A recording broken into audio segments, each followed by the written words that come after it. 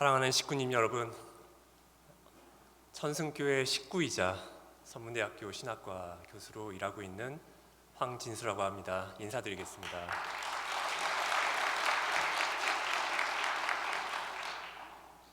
지난 목요일 목회자 14일 수련 폐회식 때 바로 이 최만옥 교회장님이 이 강의가 딱 끝나고 바로 뒤이어서 참 어머님 말씀 시간이 되었습니다.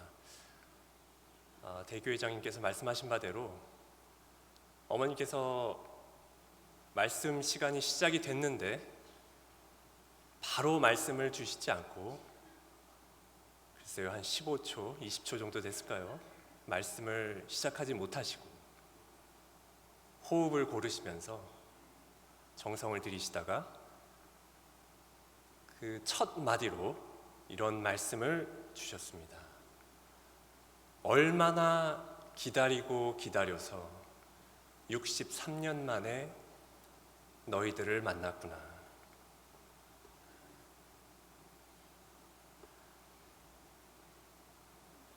사실 그 자리에 앉아있는 우리 목회자님들은 물론 그 자리에 신탁권 젊은 지도자들이 앉아는 있었지만 수십 년 동안 참 부모님을 따라 나오신 분들입니다. 그런데 왜 어머님께서는 첫 마디로 마치 처음 만난 사람처럼 이제야 얼마나 기다리고 기다려서 63년 만에 너희들을 만났구나 하시며 기쁨의 탄성을 내셨을까요? 만남이라는 것은 서로가 누구인지 정확히 알아야 합니다. 그래야 진정 만났다는 말을 쓸 수 있겠지요. 참 어머님은 우리가 누구인지 정확히 알고 계셨지만 아까 기도 가운데서도 나왔는데 우리들은 어머님이 누구이신지 잘 몰랐던 것 같습니다. 제 자신에서부터 저도 2세이지만 솔직히 이제 고백을 합니다. 제가 어머님을 잘 몰랐구나. 어머님이 누구이신지 잘 몰랐던 것 같다는 생각을 하게 됐습니다. 그런데 이렇게 참 부모론 교육을 통해서 비로소 독생녀 실체 성령 참 어머님의 위상과 가치를 바로 알게 되었기에 어머님께서는 이제야 63년 만에 너희들을 만났구나 하시며 저희를 맞아 주신 것입니다. 저는 이 짧은 한 문장, 이 첫 마디 말씀을 들으며 하나님이 아브라함에게 주신 이제야 네가 하나님을 경외하는 줄을 아노라, 이 말씀이 저는 떠올랐습니다. 이제야 라는 말에는 상징 헌재 실수에 대한 책망과 이사건재 성공에 대한 기쁨이 함께 들어있음을 우리는 잘 알고 있습니다. 마찬가지로 얼마나 기다리고 기다려서 63년 만에 라는 참 어머님의 말씀 안에도 이와 비슷한 하늘의 심정이 녹아 있음을 깊이 깨닫게 됩니다. 우리 모두 참 어머님께 진심 어린 회개와 더불어서 기쁨과 감사의 박수를 올려주시기 바랍니다.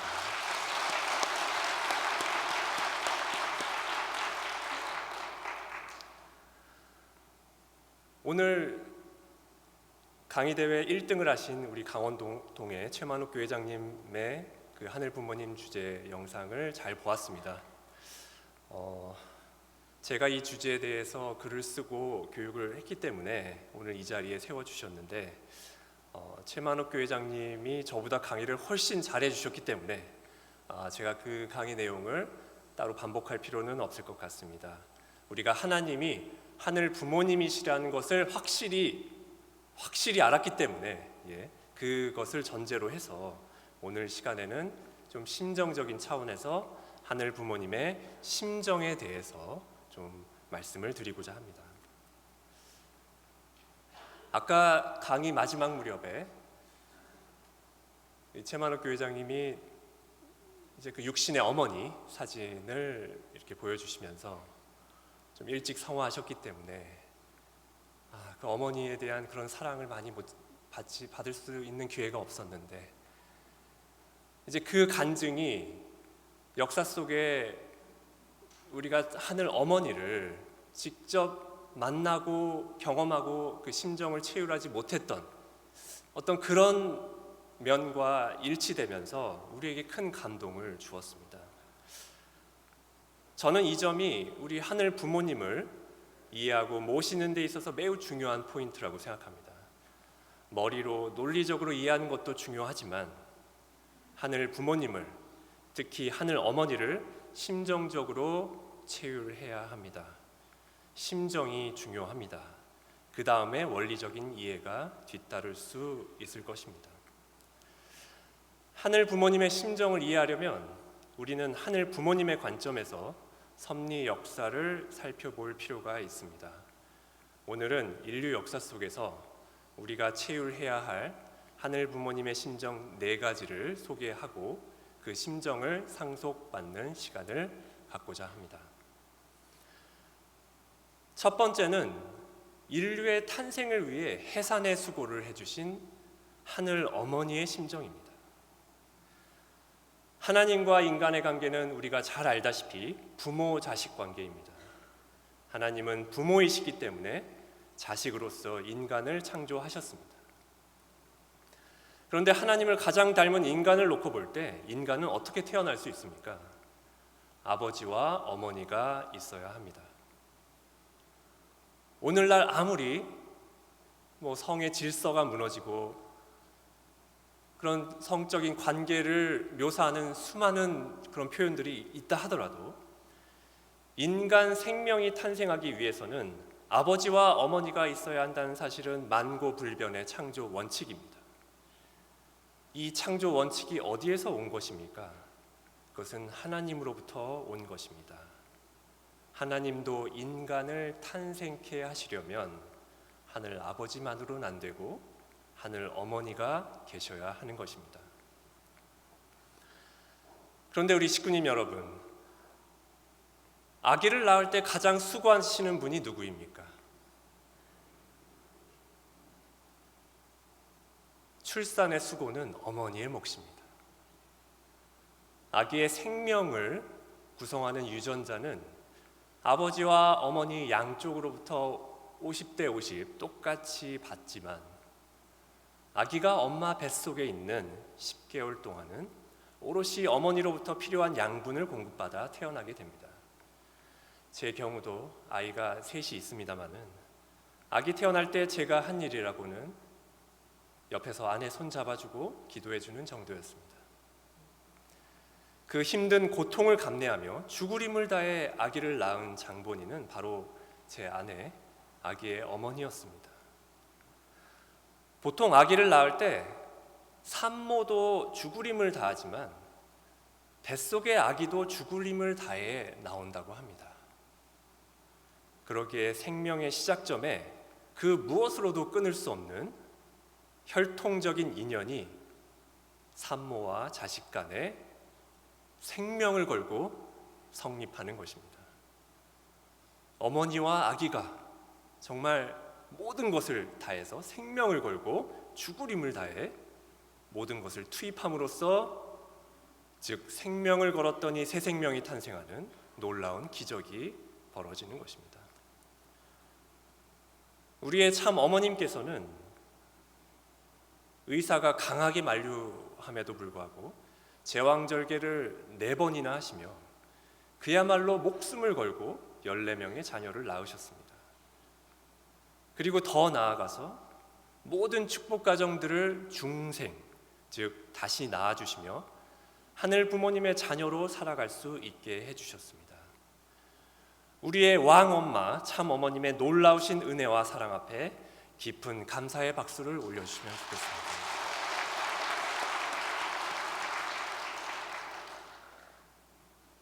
태초의 하늘 부모님의 인간 창조도 마찬가지였습니다. 아담과 해와의 탄생에 있어서 하늘 어머니의 헌신적인 수고가 있었습니다. 자신의 모든 것을 내어주는 놀라운 참사랑을 투입해서 아담과 해와를 낳아주신 것입니다. 우리는 이제까지 우리뿐만 아니라 지난 2000년간 기독교 역사를 놓고 보더라도 하나님을 창조주 하나님을 묘사할 때 주로 남성적인 건축가 이미지로 많이 좀 머릿속에 그려왔습니다. 이렇게 청사진에 구상을 먼저 하고 이렇게 재료를 사용해서 집을 짓는 어떤 그런 건축가의 이미지로 하나님을 이렇게 머릿속에 그려왔는데요. 그런데 생명 탄생에 있어서 어찌 어머니를 빼놓고 우리가 이야기를 할 수 있겠습니까? 우리는 창조 시에 하늘 어머니의 수고를 모른 채 지내왔습니다. 이제부터라도 인간의 창조를 하늘 어머니의 관점에서 볼 수 있어야 하겠습니다. 그래야 우리가 잘 몰랐던 하늘 어머니와 심정적으로 연결될 수 있을 것입니다. 두 번째로, 인간 시조의 타락 이후에 종의 입장에서 무지에 빠진 인류 앞에 부모로 드러나실 수 없었던 하늘 부모님의 슬픔의 심정에 대해 말씀드리고자 합니다. 우리가 잘 알다시피 인간 시조 아담과 해와는 타락하고 말았습니다. 이후 인간은 만물보다 못한 입장에 떨어져 철저한 무지에 빠져버렸습니다. 무형의 하나님이 인류 앞에 부모가 되기 위해서는 이 땅에 자녀가 있어야 합니다. 자녀가 있어야 부모가 될 수 있고 자식이 있어야 부모를 알아볼 수 있습니다. 종의 종 혹은 종의 입장에 떨어진 인류 앞에 하나님은 상대 기준이 맞지 않아 부모로 나타나실 수 없었습니다. 그리고 종의 입장에 있던 인간으로선 하나님을 전지전능한 주인의 모습으로 이해하는 것이 최선이었습니다. 선민으로 세워진 이스라엘 민족조차도 신의 이름을 직접 부르는 것이 무서워서 그 신의 이름이 당시엔 여호와, 야훼였는데 그 이름을 직접 부르는 것조차 두려워했습니다. 그래서 종이 주인을 부를 때 사용하는 존칭인 아도나이, 이제 그것은 직역하면 My Lord, 나의 주라는 뜻입니다. 하지만 이 말이 이제 신약 시대에 예수님을 대상으로, 하나님을 대상으로 사용하게 되면서 질적인 차이가 이제 나타나게 되었지만, 당시 구약 시대에만 하더라도 이 단어는 종이 주인을 높여 부르는 말이었습니다. 이러한 상황 속에서 하늘 부모님은 얼마나 슬프고 한스러우셨을까요? 하늘 부모님은 구약 시대 인간들을 직접 대하실 수 없어 슬프고 답답한 심정을 붙들고 천사를 대신 세워 섭리를 이끄실 수밖에 없었습니다. 이것이 우리가 좀 상속받아야 할 하늘 부모님의 두 번째 심정입니다. 세 번째는 예수님 이후 하늘 부모님이 가지셨던 심정입니다. 아버지로만 드러나고 어머니로 드러나실 수 없었던 하늘 부모님의 통분의 심정입니다.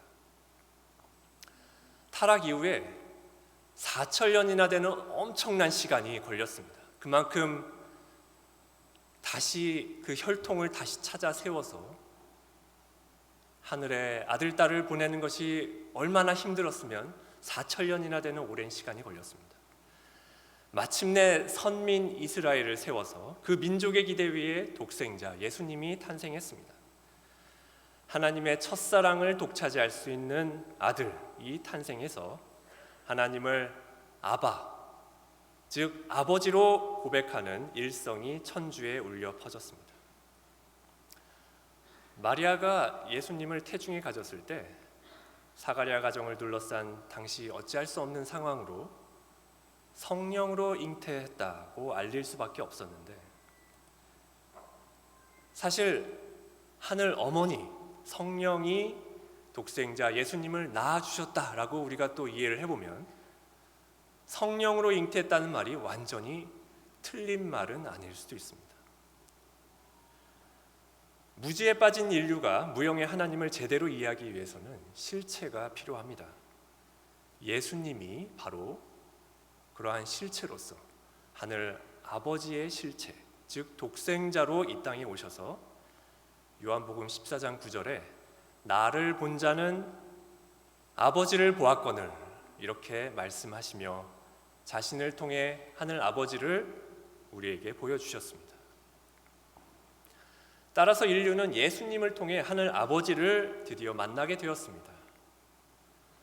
사도 바울이 말했듯이, 하지만 이것은 아직 양자의 입장이긴 하지만 인류가 하나님을 아버지로 부를 수 있는 인격적인 관계의 길이 예수님을 통해 열리게 된 것입니다. 하지만 예수님은 십자가에 달려 돌아가셨습니다. 그리고 그 당시 독생녀 탄생은 끝내 좌절되고 말았습니다. 독생자 예수님을 통해 하늘 아버지를 만날 수 있었던 것처럼 하늘 어머니의 실체인 독생녀가 그때 탄생되었더라면 인류가 하늘 어머니 또한 만날 수 있었을 것입니다.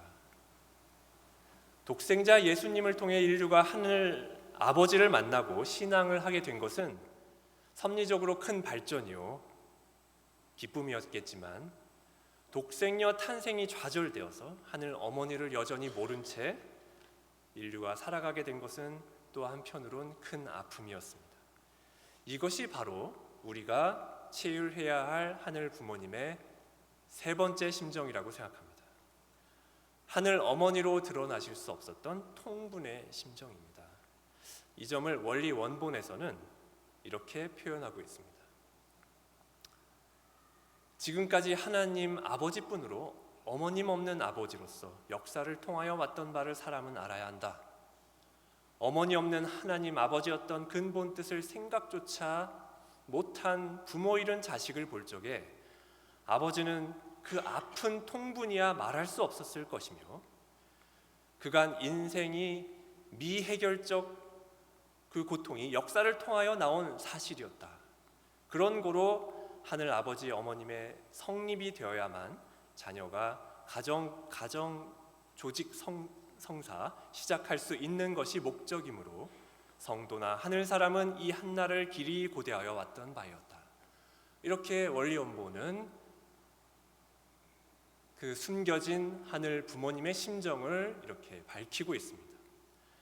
즉 2000년간 하나님도 인류를 바라보며 자신을 하늘 아버지로만 알고 하늘 어머니이심을 생각조차 하지 못하는 자식을 보게 될 때 안타까운 통분을 느끼셨다는 것입니다. 원통하고 분하셨다는 것입니다. 이것이 복귀 섭리 역사 속에서 우리가 찾아야 하는 하늘 부모님의 세 번째 심정입니다.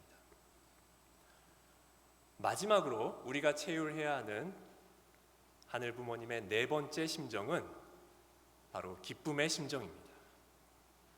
바로 독생녀 참 어머님께서 하늘 어머니의 실체로서 하늘 부모님 시대를 선포하셨을 때 하늘 부모님이 가지셨을 그 기쁨의 심정을 우리가 상속받아야 하겠습니다. 다시 오마 하셨던 그 예수님의 약속은 당대 이루어지지 못한 독생녀 탄생과 어린 양 혼인잔치를 위한 하늘의 간절한 소망을 담고 있습니다. 마침내 성경 역사 6천년 만에 초림 독생녀 참 어머님께서 1943년 이 땅에 탄생하셨습니다. 우리는 어머님을 초림 독생녀 이렇게 부르는데, 어떤 분이 재림 독생녀가 있는 것도 아닐 텐데 왜 초림이란 말을 붙여야 하느냐, 이렇게 저에게 질문을 하신 적이 있습니다. 한 분이 아니라 한 두세 분이 그렇게 질문을 하셨습니다. 초림이란 단어에는 하늘 부모님의 6천년간의 오랜 기다림, 그 애타는 심정이 깃들어 있습니다. 그렇기 때문에 초림이라는 단어가 귀한 것입니다. 초림 독생녀, 하늘이 그토록 애타게 부르고 외치고 싶었던, 하지만 역사 속에서 외칠 수 없었던 바로 그 한마디입니다. 이 한마디로 인해서 섭리가 최종 완성될 수 있는 문이 열렸습니다. 우리 독생녀 참 어머님께 감사의 박수를 한번 올려주시기 바랍니다.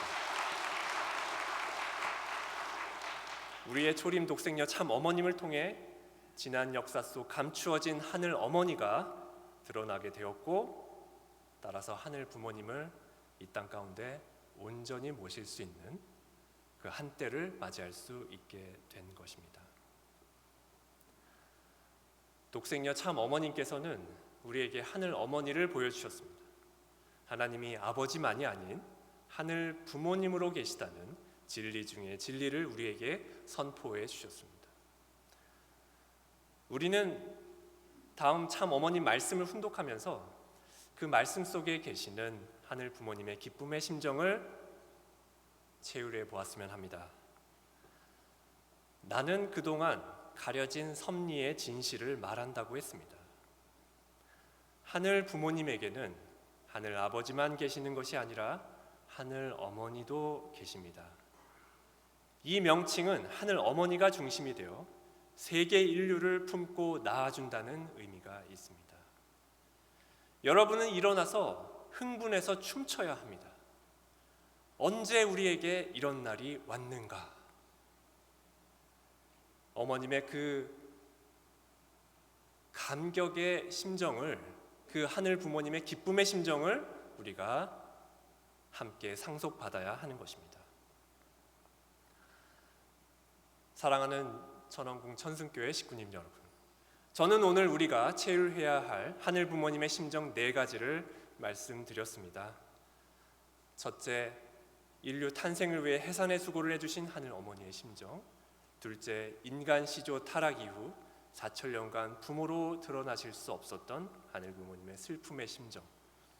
셋째, 예수님 이후 아버지로만 드러나고 어머니로 드러날 수 없었던 그 가슴 아픈 통분의 심정. 마지막으로 넷째, 독생녀 참 어머님께서 하늘 어머니의 실체로서 하늘 부모님 시대를 선포하셨을 때의 그 기쁨의 심정.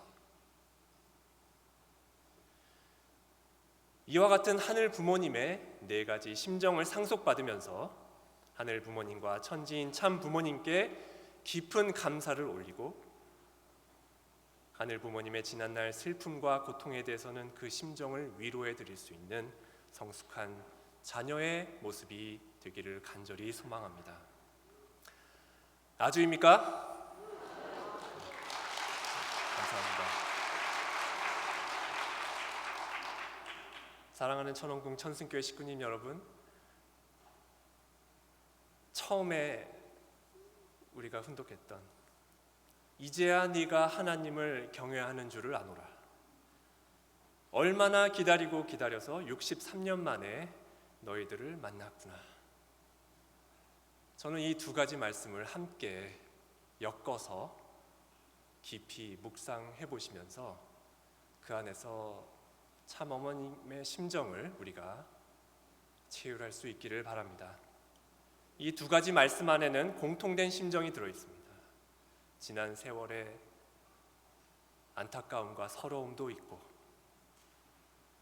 하지만 이제서라도 너희들을 만났구나 하시는 기쁨의 심정이 동시에 교차하고 있습니다. 늦었다고도 할 수 있지만 깨닫고 실천하는 순간이 제일 빠른 때이기도 합니다. 부디 우리의 참 어머님과 심정적으로 하나 되고, 이를 통해 천상의 참 아버님과 심정적으로 하나 되고, 궁극적으로는 하늘 부모님의 심정과 하나 되는 천원궁 천승교회 모든 식구님들 되시기를 간절히 소망합니다. 고맙습니다.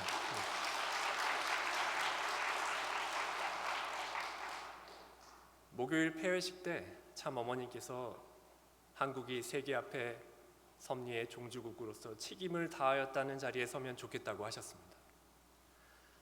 저는 이 천승교회가 섭리의 종주국의 종주교회로서 책임을 다하는 자리에 서면 좋겠습니다. 종주교회의 그 중추적 사명을 다함으로써 참 부모님께서 우리를 천주 앞에 효자, 효녀로 마음껏 자랑하실 수 있는 자식이 됩시다. 그렇게 해주시겠습니까? 우리의 천지인 참 부모님께 우리의 결의의 박수를 올리면서 제 설교를 마치겠습니다. 감사합니다.